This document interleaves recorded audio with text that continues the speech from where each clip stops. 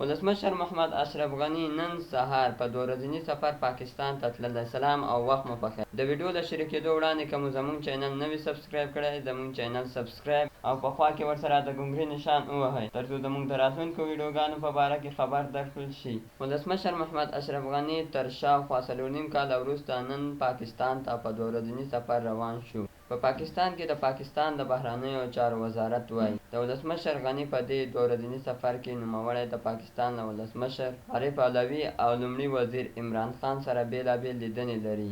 د یاد وزارت په خبره د افغان ولسمشر په دې سفر کې به له پاکستان سره پر سیاسي، اقتصادي، امنیتي او تجارتي اړیکو خبرې وشي. ارګ هم په خپله فیسبوک پاڼه لیکلي د هېواد ولسمشر به په دغه سفر کې چې د پاکستان د لومړي وزیر په رسمي بلنه ترسره کیږي د سیمه ییز اتصال، سوداګري، ترانزیت، امنیت او سولې په اړه له پاکستاني چارواکو سره هر اړخیزې خبرې وشي. نړۍ مننه چې زموږ ویډیو مو تر اخره وکتله. په دې هیله چې د خوښې وړ مو وګرځي. د لا ښکلو او په زړه پورې ویډیوګانو لپاره زموږ چینل سبسکرایب کړئ. والسلام.